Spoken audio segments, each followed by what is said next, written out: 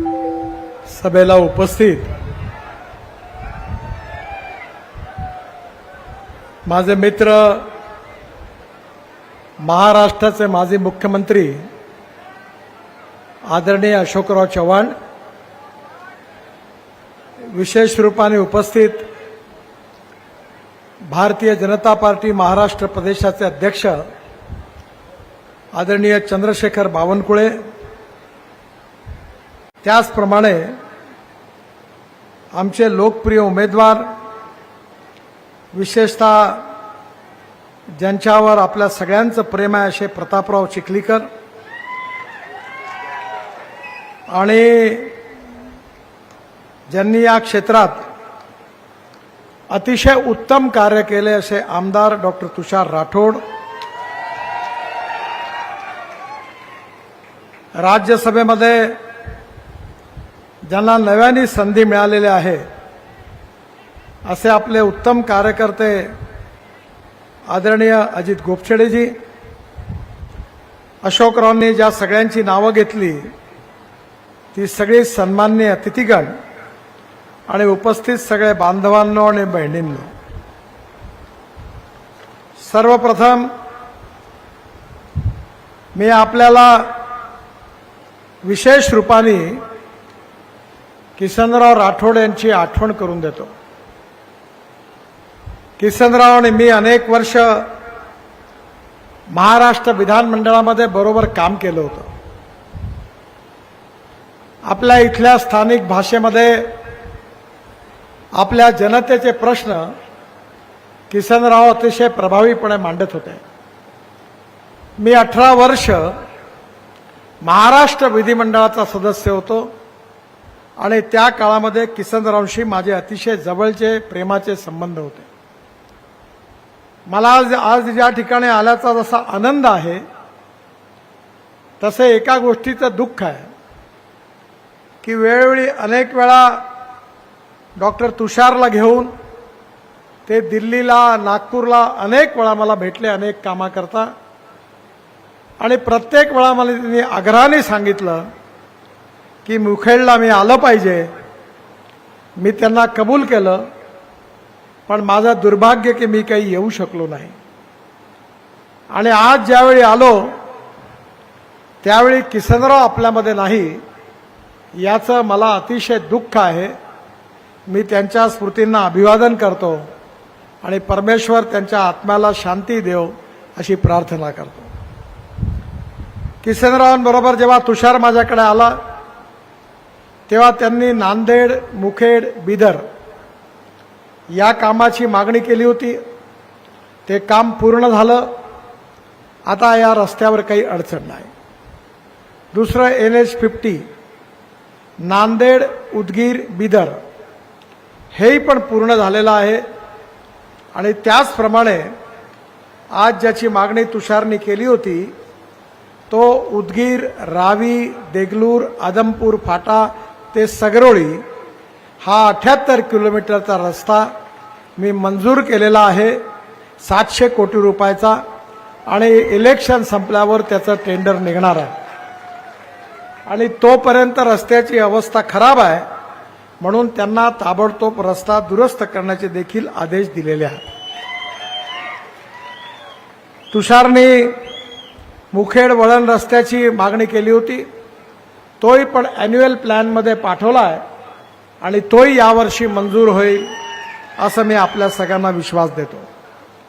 पण जरी मुखेडकरता वळण रस्ता जरी केला असला तरी शहरातून जाणारा जो जुना NH आहे तो मी फुटपाथ, सिमेंट कॉन्क्रीट रोड आणि लाईट लावून हा मुखेडकरता चांगला करून देईन असाही विश्वास त्याला देतो.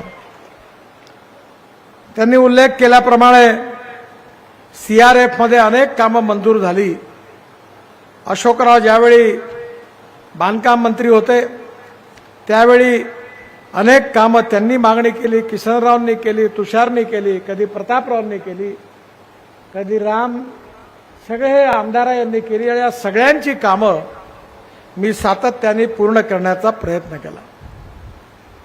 मला विश्वास आहे की 2014 मध्ये मी मंत्री होईस्तोवर नांदेड जिल्ह्यातला राष्ट्रीय महामार्ग केवळ 272 किलोमीटर होता. पण 2014 नंतर ज्यांचे मी नावं घेतले या सगळ्यांच्या आग्रहाखातर मी 575 किलोमीटर नवीन राष्ट्रीय महामार्ग घोषित केला आणि आता 847 किलोमीटर राष्ट्रीय महामार्ग आहे, म्हणजे तिप्पट झालेला आहे. जे स्वातंत्र्यापासून 2014 पर्यंत झालं नाही त्याच्यापेक्षा तिप्पट काम या 10 वर्षात या ठिकाणी झालेला आहे, याचा मला अतिशय आनंद आहे. एकंदर 68 कामं जवळपास 12,000 कोटी रुपयाची मी मंजूर केली. अनेक कामं पूर्ण झालेली आहे. CRFचा मी उल्लेख करत नाही, पण विशेष रूपाने अशोकरावांचंही कुलदैवत माहूरची देवी आहे आणि माझेही पण दैवत माहूरची देवी आहे. आणि मी इलेक्शनचा निर्णय झाल्यानंतर अशोकराव आणि प्रताप चिखलीकर आणि अजितराव सगळेजण मिळून माहूरच्या देवीच्या पूजेला येणार आहे आणि त्यावेळी रोपवे आणि त्याचं स्काय वॉकचं उद्घाटन निश्चितपणे होईल. इतकं सुंदर आपण ते केलेलं आहे. Lower station, upper station, 4 capsule lift, प्रत्येकामध्ये 20 प्रवासाची क्षमता, अशी 80 प्रवाशांची एकावेळी क्षमता आहे. उपाहारगृह आहे, सगळ्या दुकानांची व्यवस्था केली आहे, 2 प्रतीक्षालय आहे, व्हीलचेअर करता रॅम्प आहे आणि स्त्री पुरुष व दिव्यांगांकरता स्वतंत्र रांगा आहे. आणि एवढंच नाही तर स्काय वॉकवर एक व्ह्यूइंग गॅलरी आहे, तिथून संपूर्ण माहूरचं आणि दत्त शिखराचं दर्शन घेता येईल. मला अतिशय आनंद आहे की नागपूरपासून रत्नागिरीपर्यंत अतिशय महत्त्वाचा महामार्ग 30,000 कोटी रुपयाचा 925 किलोमीटरचा हा आपण मंजूर केला. नांदेड जिल्ह्यात त्याची लांबी 104 किलोमीटर आहे.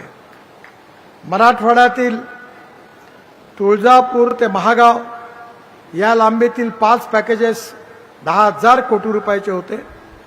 3 पॅकेजेस पूर्ण झाले आणि लोहा वारंगा आणि वारंगा महागाव इथे 95% काम झालेलं आहे. पुढच्या 2 महिन्यामध्ये हा रस्त्याचे दोन्ही पॅकेज पूर्ण होतील असा विश्वास मी आपल्या सगळ्यांना देतो. त्याचबरोबर 3 शक्तिपीठं, महालक्ष्मी मंदिर कोल्हापूर, उस्मानाबादमधील तुळजापूरचं तुळजापूर भवानी मंदिर आणि नांदेड येथील माहूर वासुनी रेणुका माता मंदिर, ही 3 शक्तिपीठं या रस्त्याने जोडल्या जाणार आहे. आणि नागपूर ते कोल्हापूर वाया रत्नागिरी असा बुटीबोरीवरून सुरू होणारा रस्ता आहे. आणि मला विश्वास आहे की मराठवाडा आणि विदर्भाच्या विकासाकरता अतिशय महत्त्वपूर्ण आहे. तुम्हाला सगळ्यांना माहिती आहे की आपल्या देशाचा विकास करायचा असेल तर 3 गोष्टी महत्त्वाच्या आहेत, 3 क्षेत्र महत्त्वाचे आहेत. पहिलं क्षेत्र आहे उद्योग क्षेत्र. आपल्या भागात जर उद्योग निर्माण झाले, भांडवली गुंतवणूक आली तर तरुण मुलाच्या हाताला रोजगार मिळतो आणि तरुण मुलाच्या हाताला रोजगार मिळाला तर ग्रोथ रेट आणि पर कॅपिटा इन्कम वाढतं. आणि पर कॅपिटा इन्कम आणि ग्रोथ रेट जर वाढला तर निश्चितपणे गरिबी दूर होते आणि आपण सगळेजण समृद्ध संपन्न होतो. आणि म्हणून आपल्या GDP ग्रोथमध्ये ही 3 क्षेत्र अतिशय महत्त्वाची आहे. उद्योग क्षेत्र, कृषी क्षेत्र आणि सर्व्हिस क्षेत्र. आपल्या GDP ग्रोथमध्ये 12 ते 14% कृषी क्षेत्राचं कॉन्ट्रीब्युशन आहे, 22 ते 24 मॅन्युफॅक्चरिंग सेक्टरचं कॉन्ट्रीब्युशन आहे आणि 52 ते 54% सर्व्हिस सेक्टरचं आहे. आज आपल्या भागामध्ये ज्यावेळी महात्मा गांधींनी स्वातंत्र्याचं आंदोलन सुरू केलं तेव्हा महात्मा गांधी असं म्हणायचे की आपला देश गावात राहतो. त्यावेळी 85% जास्त आबादी गावात राहत होती. पण त्यावेळी जे सरकार आलं त्या सरकारने चुकीचं आर्थिक धोरण स्वीकारलं. गावामध्ये मोठे मोठे रस्ते, पूल आपण आता BOTवर बांधतोय. अनेक उद्योग खाजगी प्रायव्हेट इन्व्हेस्टमेंटमध्ये येतात आहेत. पण त्यावेळी आपले पोर्ट बांधण्याकरता, आपले रस्ते बांधण्याकरता आपलं बजेट आपण खर्च केलं. मी तुम्हाला सांगतो की मोदींच्या नेतृत्वाखाली आपलं सरकार आलं, आपण धोरणं बदलवली. मी स्वतः शिपिंगचा मंत्री होतो आणि माझं स्वप्न होतं की गोदावरी नदीतून नांदेडवरून आपण आंध्र प्रदेशमध्ये काकीनाडा पोर्टपर्यंत आपण त्या ठिकाणी जलमार्ग तयार करायचा आणि म्हणून अशा अनेक गोष्टी होत्या की माझं बजेट फक्त 800 कोटी रुपयाचं होतं आणि मी सागरमाला नावाची योजना आणली आणि त्या योजनेमध्ये 16 लाख कोटी रुपयाची कामं घेतली आणि मला सांगताना आनंद होतो आहे की 12 लाख कोटी रुपयाची कामं पूर्ण झाली. बजेट किती होतं? फक्त 800 कोटीचं. कारण नवीन नवीन मॉडेल तयार केले. मला सांगताना आनंद होतो आहे की मराठवाड्याच्या विकासाकरता जालन्याला आपण ड्राय पोर्ट सॅटेलाइट पोर्ट सुरू केलं. सॅटेलाइट पोर्ट ड्राय पोर्ट याचा अर्थ काय आहे? याचा अर्थ आहे की मुंबईचा समुद्र जालन्यात आणला. आपण वर्धेला सिंधीला ड्राय पोर्ट सॅटेलाइट पोर्ट तयार केलं. याचा अर्थ मुंबईचा समुद्र वर्धा जिल्ह्यात सिंधीजवळ विदर्भात आणला आणि विदर्भ मराठवाड्यात आपण हा समुद्र आणल्यामुळे आता आपलं एक्सपोर्ट इम्पोर्ट जगात कुठेही जालन्यावरून आणि सिंधीवरून होणार आहे. आपण सगळेजण अनेक लोक कापूस लावतो आहे. आमच्या नागपूरमध्ये संत्रे आहेत, मराठवाड्यामध्ये आंबे आहेत. पण हे सगळे जर निर्यात करायची असेल तर पहिल्यांदा आपलं कंटेनर JNPT मुंबईला जात होतं आणि मुंबईवरून मग ते जगात जात होतं. आपला बांगलादेश बरोबर आणि इंडोनेशिया, मलेशिया, चायना, सिंगापूरवर मोठा धंदा आहे आणि म्हणून आता आपण हे जे ड्रायपोर्ट आणले याच्यात मी एक निर्णय घेतला की जालन्यापासून आता कंटेनर मुंबईत नाही जाणार. कारण आपल्याला बांगलादेशला कापूस, सूत आणि कपडा पाठवायला 1.5 लाख रुपये कंटेनरला खर्च येतो. तो खर्च आता आपण कमी केलेला आहे आणि जालन्यावरून आणि सिंधीवरून डायरेक्ट कापसाचं कंटेनर, सुताचं कंटेनर, कपड्याचं कंटेनर डायरेक्ट कलकत्त्याला जाईल, हल्दियाला, आणि तिथून नदी मार्गाने जलमार्गाने बांगलादेशमध्ये चितगावला जाईल. ज्या एका कंटेनरचा खर्च 1.5 लाख रुपये होता तो 80,000 रुपयावर आल्यामुळे मराठवाड्यातल्या आणि विदर्भातल्या शेतकऱ्याच्या कापसाला जास्त भाव मिळेल आणि आपला कापूस निर्यात होईल. आपल्या जिनिंग प्रेसिंग फॅक्टरीचा फायदा होईल, सूत गिरणींचा फायदा होईल आणि ग्रे क्लॉथची निर्यात होईल. आपण एक प्रयत्न केला होता की जिथे कापूस पिकतो तिथेच आपण टेक्सटाईल मार्केट तयार केलं पाहिजे. अमरावती जिल्ह्यामध्ये अमरावती शहरात नांदगावला आपण 16 उद्योग आणले. आज 13,000 तरुण मुलांच्या हाताला काम मिळालं. विदर्भातल्या आणि मराठवाड्यातल्या प्रत्येक भागामध्ये ज्या ठिकाणी कापूस तयार होतो, ज्या ठिकाणी सूत तयार होतं, त्या ठिकाणी कपडा तयार झाला पाहिजे, रेडीमेड गारमेंट तयार झाले पाहिजे आणि ते रेडीमेड गारमेंट आपण निर्यात केले पाहिजे. याचं धोरण भारत सरकारच्या टेक्सटाईल विभागातर्फे सुरू झालं आणि महाराष्ट्रातल्या अनेक कापूस उत्पादक तालुक्यामध्ये हे टेक्सटाईल झोन निर्माण करायला आपण सुरुवात केलेली आहे. मला आनंद आहे की नांदेडला त्यावेळी अशोकरावांनी संत्रा प्रकल्प आणला. या संत्रा प्रकल्पामध्ये जो छोटा संत्रा होता त्याचा ज्यूस आपण काढून या ठिकाणून मोठ्या प्रमाणावर त्याची निर्यात किंवा ज्यूस फॅक्टरीला तो देत होतो. आम्ही नागपूरला मदर डेअरी आणली आणि मदर डेअरीमध्ये विदर्भातले सगळे जिल्हे आणि नागपूरचे मराठवाड्यातले 4 जिल्हे बरोबर घेतले आणि 450 कोटीचा 40 लाख लिटर दूध रोज विकत घेतील असा प्लॅन टाकला. माझी तुषारला विनंती आहे की येणाऱ्या काळामध्ये आपल्याला दूध उत्पादनामध्ये विदर्भ मराठवाड्याला पुढे न्यायचं आहे. कोल्हापूर जिल्ह्यामध्ये जेवढं दूध होतं तेवढं विदर्भ मराठवाड्यात नाही होतं. आणि येणाऱ्या काळामध्ये आपण एक नवीन संशोधन केलं आहे की 1952 साली आपल्या इथली गीर जातीची गाय ही ब्राझीलमध्ये गेली आणि त्यांनी त्याच्यावर संशोधन करून ती गाय आता 60 लिटर दूध देते. आणि म्हणून आपण असा निर्णय घेतला की ती जी भारतीय कुलाची आहे, आपल्या इथलं ब्रीड आहे, त्या जातीपासून एक सांड तयार झाला. त्याचं नाव होतं टोरॅन्डो. त्याचं सिमेंस आपण महाराष्ट्रात आणलं, भारतात आणलं. माझे प्रायव्हेट सेक्रेटरी दिवे साहेब आहेत, त्यांच्याकडे आपण प्रयोग केला आणि त्या ठिकाणी 8 गोऱ्या आणि 2 गोरे तयार झाले. एम्ब्रिओ ट्रान्सफर म्हणजे तुम्हाला सोप्या भाषेत टेस्ट ट्यूब बेबी माहिती आहे की ज्यांना मुलं बाळ होत नाही त्यांना टेस्ट ट्यूब बेबी करतात. तसा आपण गाईमध्ये 2 लिटरच्या गाईचा गर्भ वापरून आणि हे सिवेज टाकून 20 लिटरची गोरी करण्याची योजना आणली. या देशात पहिल्यांदा आणली. नागपूरला व्हेटरनरी युनिव्हर्सिटीमध्ये मी स्वतः त्याचं प्रकल्पाचं उद्घाटन केलं. दुसरं उद्घाटन सांगली जिल्ह्यामध्ये चितळे म्हणून जे आहे डेअरीवाले तिथे शरद पवार साहेबांनी मी त्याचं उद्घाटन केलं. आणि तिसरं उद्घाटन बारामतीमध्ये शरद पवार साहेबांनी त्यांच्या प्रतिष्ठानमध्ये केलं. माझी अशोकरावांना, अजित गोपछडेंना, प्रतापरावांना, तुषारला, सगळ्या आमदारांना विनंती आहे की आपल्या भागामध्ये आता हे 100% गोरीच होते, गोरा नाही होत. आता अशी टेक्नॉलॉजी आपण आणली आहे की एम्ब्रिओ ट्रान्सफरमधून 100% गोरी होईल. आणि महाराष्ट्र सरकारमध्ये मी स्वतः मागे लागून विखे पाटलांबरोबर देवेंद्रजींच्या उपस्थित मीटिंग घेतली आणि 14,000 कोटी रुपयाची योजना मंजूर केलेली आहे. आणि म्हणून जसे तुम्ही गोट फार्म टाकता तसा आता काऊ फार्म टाका. तुम्ही ब्राझीलमध्ये असणारा साईवाल, गीर, राठी ही भारतीय नसल जी आहे त्याचं सिमेंट सांड्याचं वापरा की ज्याच्या आईचं दूध 50-60 लिटर आहे.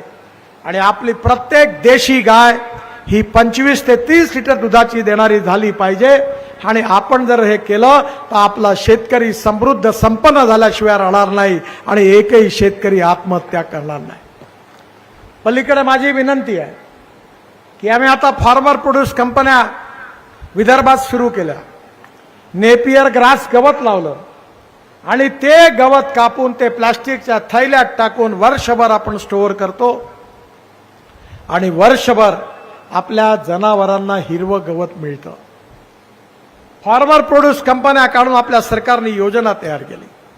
माझी आपल्याला विनंती आहे की जोपर्यंत दुधाचं उत्पादन विदर्भ मराठवाड्यात वाढणार नाही तोपर्यंत शेतकऱ्याचं उत्पन्न वाढणार नाही.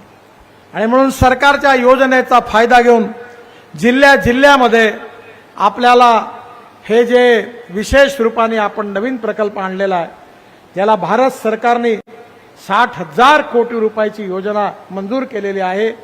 ती योजना आता प्रत्येक जिल्ह्यात आपल्याला आणायची आहे.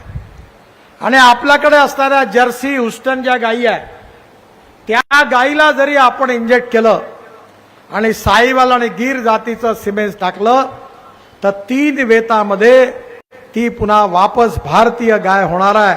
म्हणजे धर्म वापसी आंदोलन होणार आहे वापस आपल्याकडे. आणि शेणापासून मला आपल्याला विनंती करायची, आपण 150 फॅक्टरी सुरू केल्या. शेणापासून पेंट आणि डिस्टेम्पर तयार केला. मला विश्वास आहे की आपण ग्रामीण अर्थव्यवस्थेला मजबूत करण्याचा प्रयत्न केला.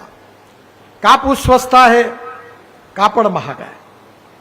गहू स्वस्त आहे, ब्रेड बिस्किट महाग आहे. संत्रा, मोसंबी, आंबे स्वस्त आहे, ज्यूस महाग आहे. आणि म्हणून आपण ठरवलं की व्हॅल्यू ॲडिशन कसं करायचं. मी आता तुम्हाला सांगू जो मदर डेअरी नागपुरात आणली 450 कोटी रुपयाचं काम करते. मराठवाड्यातले 4 जिल्हे आणि विदर्भातले सगळे जिल्हे यावर मदर डेअरी काम करते आणि 40 लाख लिटर दूध पर डे घेणार आहे. पण मदर डेअरीला मी ऑरेंज बर्फी तयार करायला सांगितलं, संत्रा बर्फी, छान बर्फी आहे. पण त्या बर्फीचं लाईफ फक्त आठवड्याचं. मी आता संत्र्यापासून पावडर तयार करायला सांगितली आणि ती टाकून संत्रा बर्फी तयार केली आणि तिचं लाईफ आता 2 ते 3 महिने राहणार आहे. आणि आपल्या इथल्या संत्र्याला भाव मिळाला पाहिजे, आपल्या इथल्या मोसंबीला भाव मिळाला पाहिजे, आपल्या इथल्या लिंबाला भाव मिळाला पाहिजे. म्हणून मदर डेअरीमध्ये आता संशोधन सुरू आहे की संत्रा बर्फी, मोसंबी बर्फी, लिंबाची बर्फी तयार करून जगाच्या कानाकोपऱ्यात आपण पाठवू आणि विदर्भ आणि मराठवाड्यातल्या शेतकऱ्याच्या दुधाला चांगला भाव मिळवून देऊ याचा कार्यक्रम आपण हातात घेतलेला. मला विनंती आहे की भारत सरकारमध्ये मोदीजीच्या नेतृत्वाखाली आम्ही सिंचनाकरता प्राधान्य दिलं. मी ज्यावेळी वॉटर रिसोर्सेस मंत्री होतो त्यावेळी महाराष्ट्रामध्ये अनेक प्रकल्प सुरू झाले होते. 12-14 वर्षापासून अर्धवट पडलेले होते. मी त्यावेळी हे प्रकल्प पूर्ण करण्याकरता वॉटर रिसोर्सेस मंत्री म्हणून 6,000 कोटी रुपये दिले. प्रधानमंत्री सिंचाई योजना तयार केली आणि ज्या ठिकाणी प्रकल्प पूर्ण झाले त्यांना पैसे दिले. टेंबू पासून म्हैसाळ हे पश्चिम महाराष्ट्रातले, विदर्भातले, मराठवाड्यातले अनेक प्रकल्प होती, त्याची कामं पूर्ण केली. माझी आपल्या सगळ्यांना विनंती आहे की रस्त्याचं काम करत असताना आपण धोरण स्वीकारलं की धावणाऱ्या पाण्याला चालायला लावा, चालणाऱ्या पाण्याला थांबायला लावा, थांबलेल्या पाण्याला जमिनीला प्यायला लावा. गावातलं पाणी गावात, घरातलं पाणी घरात, शेतातलं पाणी शेतात. पंजाबराव कृषी विद्यापीठात 36 तलाव बांधून दिले. आता परभणीला मी 36 तलाव बांधून दिले. मी अनेक भागामध्ये 1000 अमृत सरोवर बांधली. नद्या नाल्यांचं खोलीकरण केलं. आज नांदेड जिल्ह्यामध्ये नांदेडच्या आसपास भरपूर पाणी आहे, पण पलीकडे नाही आहे पाणी. आणि म्हणून जेव्हा पावसातला पडणारा प्रत्येक थेंब थेंब आपण जमिनीत साठवला पाहिजे. तुम्हाला माहिती आहे, आपण नोकरी करतो, पैसे बँकेत जमा करतो आणि रिटायर्ड झाल्यावर आपल्याला प्रॉव्हिडंट फंड मिळतो, डिपॉझिटवर व्याज मिळतं आणि त्याच्यावर आपण आपला उदरनिर्वाह करतो. जेव्हा पाऊस पडतो त्याचं पाणी जमिनीमध्ये साठवून डिपॉझिट केलं पाहिजे आणि ज्यावेळी लागेल त्यावेळी ते पाणी वापरलं पाहिजे. तुम्हाला माहिती आहे, उंट नावाचा प्राणी आहे, तो पाणी पितो आणि राजस्थानमधल्या वाळवंटात त्याच्या पोटामध्ये पाण्याची पिशवी आहे. आणि ज्यावेळी उन्हाळ्यात पाणी मिळत नाही त्यावेळी त्या उंटाच्या पोटातली पिशवी काढून लोक पाणी पितात आणि जिवंत राहतात. ही सत्यस्थिती आहे. आपल्या इथे पावसाळ्यात पाणी येतो, पूर येतो, घरदारं उद्ध्वस्त करतो. मी आपल्या बाजूला आंध्र प्रदेशमध्ये पोलावरम नावाचं धरण बांधलं. 60,000 कोटी रुपये दिले त्यांना, पण तरी गोदावरीचं 1300 TMC पाणी समुद्रात वाहून जातं. मी जलसंवर्धन मंत्री असताना 23 भांडणं होते राज्यामध्ये. मी 17 भांडणं मिटवली. प्रश्न पाण्याची कमी नाही आहे, पाण्याच्या नियोजनाची कमी आहे. माझं तुम्ही गंभीरतेने ऐका. मी केवळ राजकीय नेता म्हणून नाही सांगत. मला 9 डिलीट्स डॉक्टरेट मिळाल्या, 9, आणि त्यापैकी 4 डॉक्टरेट मला मिळाल्या. त्या मला कृषी विज्ञानाबद्दल मिळाल्या आहेत. डॉक्टर बाबासाहेब आंबेडकर युनिव्हर्सिटी मराठवाडा औरंगाबादची, रामानंद तीर्थ नांदेड, त्याच्यानंतर परभणीची मिळाली, मला घ्यायला जायचं आहे. पंजाबराव कृषी विद्यापीठ अकोला आणि त्याचबरोबर महात्मा ज्योतिबा फुले युनिव्हर्सिटी राहुरी, या 5 महाराष्ट्रातल्या आणि 4 देशातल्या 9 विद्यापीठाची डिलीट मिळाली. मला 7 वर्ल्ड रेकॉर्ड करण्याची संधी मिळाली. पण मी नेहमी नागपूरच्या जनतेला सांगतो की हे श्रेय माझं नाही आहे. तुम्ही जर मला खासदार म्हणून निवडून दिलं नसतं तर मी मंत्रीच झालो नसतो, आणि मंत्रीच झालो नसतो तर मला काम करायची संधी मिळाली नसती. त्यामुळे याचं श्रेय जनतेला आहे. तुम्ही प्रतापरावांना केवळ निवडून देत नाही आहात, तुम्ही तुमचं भविष्य बदलवणारं असं सरकार आणता आहात की जे सरकार तुमची गरिबी, भूकमरी आणि बेरोजगारी दूर करणार आहे. हे कठीण आहे, सहज शक्य नाही आहे. आम्ही धोरणं स्वीकारलेली आहे. आणि जर उद्योग आणायचे असतील तर वीज पाहिजे, पाणी पाहिजे, रस्ते पाहिजे, दळणवळणाची साधनं पाहिजे, एअरपोर्ट पाहिजे. आज मी आता अशोकरावांना सांगितलं की आम्ही शेतकऱ्यांना पहिल्यांदा केवळ अन्नदाता मानायचो, आता शेतकरी केवळ अन्नदाता नाही आहे. गहू, तांदूळ, ज्वारी, मका, बाजरी हे लावून शेतकरी समृद्ध संपन्न नाही होऊ शकत. जर शेतकऱ्याला समृद्ध संपन्न करायचं असेल, गाव गरीब मजदूर शेतकऱ्याचं कल्याण करायचं असेल तर शेतकऱ्याला अन्नदाता बरोबर ऊर्जादाता बनवलं पाहिजे. तुमच्या तालुक्यात जेवढी वीज लागते तेवढे आम्ही तयार करतो, अशोकराव तयार करतात. शेतकरी वीज तयार करायला लागला. आता अन्नदाताचा ऊर्जादाता झाला आणि आता इंधनदाता झाला. माझ्याकडे नागपूरला टोयोटोची इनोव्हा गाडी आहे. लोकांचा विश्वास बसत नाही. येणाऱ्या काळामध्ये आपण नागपूरला, माझ्याकडे किंवा दिल्लीला या, 100% शेतकऱ्यांनी तयार केलेल्या इथेनॉलवर चालणारी गाडी आहे. 60% वीज तयार करते आणि 40% इथेनॉलवर चालते। आणि आपण जर पेट्रोलच्या तुलनेत ॲव्हरेजची तुलना केली तर पेट्रोलचा भाव 25 रुपये लिटर येतो। आपण आता 300 इथेनॉलचे पंप उघडणार आहे। प्रतापराव खासदार बनणार आहे। माझी त्यांना विनंती आहे की नांदेडमधल्या प्रत्येक तालुक्यात 3-3, 4-4 इंडियन ऑइलचे इथेनॉलचे पंप उघडा।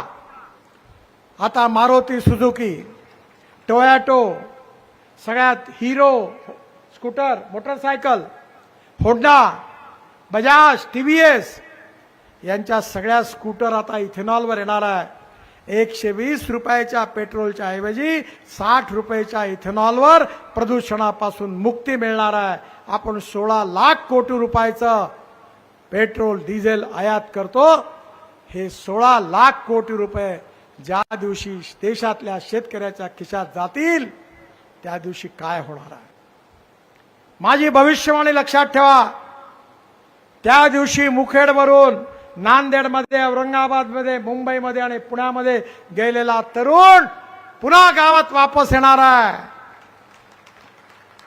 स्मार्ट सिटी नाही, स्मार्ट विलेजेस तयार होणार आहे। गाव गरीब मजदूर शेतकऱ्याचं कल्याण होणार आहे। आणि आता तर मी शेतकऱ्यांना म्हणतो तुम्ही हायड्रोजन तयार करा। आणि हे झालं। माझ्याकडे गाडी आहे, दिल्लीला या, मर्सिडीज पेक्षाही चांगली आहे। तिचं नाव आहे मिराई। मिराई जपानी शब्द आहे। मिराईचा अर्थ आहे फ्युचर, भविष्य। आणि पाण्यापासून हायड्रोजन आपला शेतकरी तयार करेल। तुराट्या, पराठ्या, आपल्या ज्वारीचे तणस असेल, या सगळ्यापासून, सोयाबीनच्या कुटारापासून, पराठ्या तुराट्यापासून हायड्रोजन तयार होणार आहे। हायड्रोजनवर उद्योग चालणार आहे। आपला ट्रॅक्टर चालणार आहे। मी मंत्री आहे ट्रान्सपोर्टचा। मी युरो 6 चे इमिशन नॉर्म तयार केल्यावर लागू करणार होतो। महिंद्रा पासून सगळ्या ट्रॅक्टर कंपनीचे मालक माझ्याकडे आले, मला म्हणाले साहेब हे लावू नका, युरो 6 इमिशन नॉर्म्स। हे लावलं तर ट्रॅक्टरची किंमत 70-80 हजारांनी वाढेल। म्हटलं लावत नाही।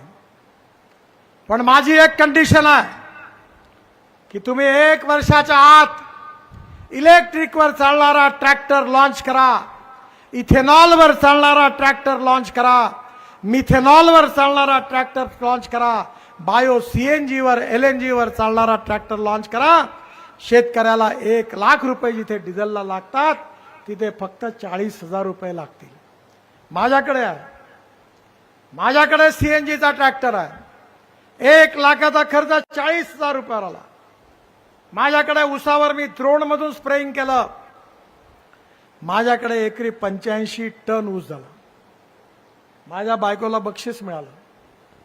आणि मी आता अशोकरावला सांगितलं की पश्चिम महाराष्ट्रातले साखर कारखाने म्हणजे मेरिट स्टुडंटची शाळा आणि मराठवाड्यातले साखर कारखाने म्हणजे फर्स्ट क्लासमध्ये पास झालेल्या मुलांची शाळा आणि विदर्भातले साखर कारखाने म्हणजे 100% नापास झालेल्या बोधड लोकांचे मुलांची शाळा।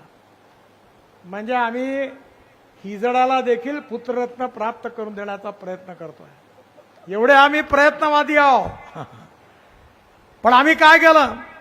माझ्याकडे 5.5 लाखाचं क्रशिंग झालं। काय केलं? अशोकरावांना मी विनंती करेन त्यांनी याचा जरूर प्रयोग करावा। तुम्ही करा। आता आम्ही ड्रोन आणले, 3000 एकर ड्रोन मधून स्प्रेइंग केलं। एका एकर उसाला 4 पोते युरिया आणि 4 पत मिश्र खत लागत होतं। फक्त 2 बॉटल युरियाच्या 2 मिश्र खताच्या दिल्या। 1 बॉटल बरोबर 1 बोरा म्हणजे 4 बोऱ्याची कमी झाली। 8,000 रुपये एकरी वाचले। आणि माझ्याकडे एका एकरामध्ये 85 टन ऊस झाला। 85 टन। कारण आपण ड्रोनने जेव्हा स्प्रेइंग करतो तेव्हा 75% पिकाला जातं आणि 25% वेस्ट होतं। पण जेव्हा आपण हाताने खत फेकतो तेव्हा 75% वाया जातं आणि 25% पिकाला मिळतं। आणि म्हणून माझी विनंती आहे की चाहे सोयाबीनचं पीक असेल, कदाचित कापसाचं पीक असेल, आता आपल्याकडे ड्रोन आला पाहिजे। 15,000 ड्रोन मोदी साहेबांनी महिला बचत गटाला दिल्या. प्रत्येक गावात जसे ट्रॅक्टर आहे तसे ड्रोन झाले पाहिजे. फार्मर प्रोड्यूस कंपनी तयार करा, ड्रोन विकत घ्या. एकरी 700 रुपये फक्त फवाऱ्याचा खर्च आहे. आणि त्या ड्रोनमध्ये जे पेट्रोल इंजिन आहे त्याच्या ऐवजी आता फ्लेक्स इंजिन, इथेनॉलवर चालणारे इंजिन येणार आहे. म्हणजे अजून पैशाची बचत होईल, आपला खर्चाची बचत होईल. जर ट्रॅक्टर आपण सीएनजीवर आणला 50,000 रुपये ट्रॅक्टर मागे पैसे वाचतील. To save money is to earn money. मी तिरुपतीवरून 4 ट्रक केस विकत घेतो. माझ्याकडे प्लांट आहे, त्याचा अॅम्युनो ऍसिड तयार करतो. मार्केटमध्ये 1200 रुपये भाव आहे, मी 250 रुपये भावाने देतो. आणि शेतकरी जेव्हा फळं फुलं भाजीपाल्यावर फवारतात, असा फवारा येतो की ते अॅम्युनो ऍसिड केवळ 250 रुपये लिटरचा आहे. ऑर्गॅनिक शेतीकडे आपल्याला गेलं पाहिजे. केमिकल फर्टिलायझर, पेस्टिसाइड्स कमी वापर केला पाहिजे. ऊसामध्ये ते जमत नाही, पण इतर पिकामध्ये जमतं. खर्च कमी केला पाहिजे, उत्पादन वाढवलं पाहिजे आणि प्रॉफिट ऑफ मार्जिन वाढवली पाहिजे. शेतकऱ्याची क्रय शक्ती वाढली पाहिजे. आणि शेतकऱ्याची क्रय शक्ती जर वाढेल तर निश्चितपणे मला विश्वास आहे की शेतकरी समृद्ध संपन्न झाल्याशिवाय राहणार नाही. जर मुखेडच्या शेतकऱ्याच्या हातात पैसा आला तर तो काय करेल? कपड्याच्या दुकानात जाईल, मुलाबाळा करता, बायको करता चांगले कपडे विकत घेईल, तर कपड्याचं दुकान चालेल. जर शेतकऱ्याच्या हातात पैसा आला तर 4 वेळा रेस्टॉरंटमध्ये जाऊन समोसा, आलू बोंडा आणि चहा पिईल, तर त्याचं हॉटेल चालेल. जर शेतकऱ्याच्या हातात पैसा आला तर सगळे उद्योग व्यापार चालणार आहे. गावं समृद्ध संपन्न झाली पाहिजे. गाव गरीब मजदूर शेतकऱ्याचं कल्याण झालं पाहिजे. आणि मला आनंद आहे की मी जेव्हा महाराष्ट्रात मंत्री होतो, मुंबईत 55 उड्डाणपूल बांधले, वरळी बांद्रा सीलिंग प्रोजेक्ट बांधला, मुंबई पुणे एक्सप्रेस हायवे बांधला, पैसे वाचवले. आणि हे सगळे पैसे मी महाराष्ट्रातल्या 16,000 गावांना मजबूत रस्त्यांनी जोडण्याकरता हे पैसे महाराष्ट्रात खर्च केले. मी तुम्हाला सांगतो, प्रधानमंत्री ग्राम सडक योजना अटल बिहारी वाजपेयींनी मला बोलावलं. मला त्यांनी सांगितलं, नितीन, तू मुंबईत आणि राज्यात शहरी भागात खूप काम केलं. आता गावाला जोडणाऱ्या रस्त्याची योजना तयार कर. मी 3 महिन्यामध्ये रिझर्व्ह बँकचे डेप्युटी गव्हर्नर, नाबार्डचे अध्यक्ष सगळ्यांना बरोबर घेऊन मी प्रधानमंत्री ग्राम सडक योजना अटल बिहारी वाजपेयींना दिली. आणि हिंदुस्थानच्या इतिहासात अटल बिहारी वाजपेयी हे पहिले प्रधानमंत्री आहेत की 6.5 लाख गावांपैकी 4.25 लाख गावांना पक्क्या रस्त्यांनी जोडण्याचं काम करणारी प्रधानमंत्री सडक योजना त्यांनी सुरू केली. आणि ही योजना बनवण्याचं सौभाग्य मला मिळालं. गावात 24 तास वीज असली पाहिजे. वॉटर कॉन्झर्वेशन करा. आत्ताच मला बावनकुळे साहेबांनी सांगितलं की महाराष्ट्रामध्ये 5 लाख सोलर पंप त्यांनी आणले. 8 लाख. आता काय की महाराष्ट्राची वीज काही पक्की केव्हा येते आणि केव्हा जाते सांगता येत नाही. म्हणून आता आपल्याला सोलर पंप लावा. म्हणजे 10 तास सकाळी 8 ते संध्याकाळी 6 आपल्याला वीज मिळेल. आणि आपण ड्रीप इरिगेशन लावा. एकरी उत्पादन वाढवा. गायी चांगल्या 25 लिटर दुधाच्या गायी तयार करा.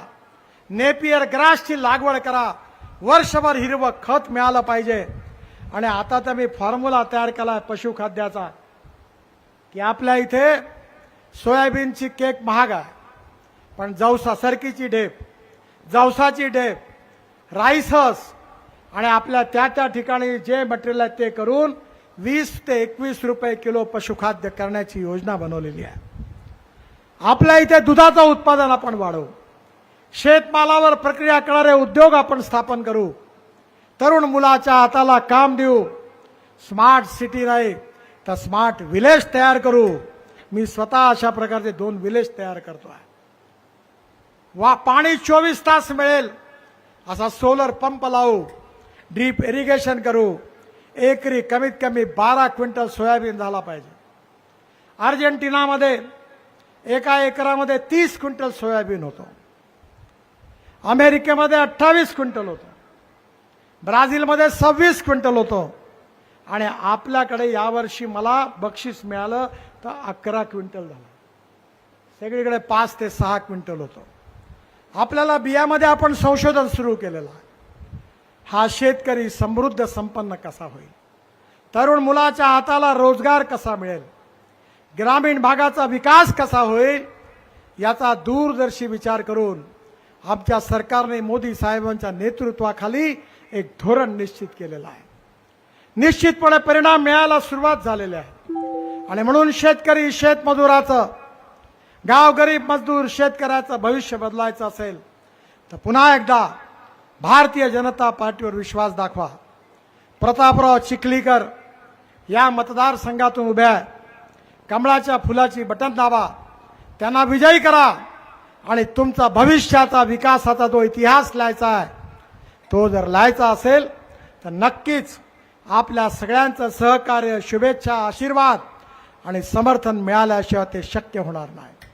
आपण सगळ्यांनी प्रतापरावांना आशीर्वाद द्यावा, भारतीय जनता पार्टीला विजयी करावं अशी विनंती करतो. आणि मला अजून पुन्हा रात्रीच्या आत 2 सभा आहेत आणि सेलूला उतरायचं आहे, म्हणून माझं भाषण समाप्त करतो. धन्यवाद, नमस्कार. माझ्याबरोबर जोरात म्हणा, भारत माता की जय, भारत माता की जय, भारत माता की जय, भारत माता की जय. तुषारचं विशेष रूपाने चांगलं काम करत आहे त्याबद्दल मनापासून अभिनंदन. खूप खूप शुभेच्छा. धन्यवाद. या जाहीर सभेसाठी केंद्रीय मंत्री सन्माननीय नितीनजी गडकरी साहेब, भाजपाचे प्रदेशाध्यक्ष सन्माननीय चंद्रशेखरजी बावनकुळे साहेब, माजी मुख्य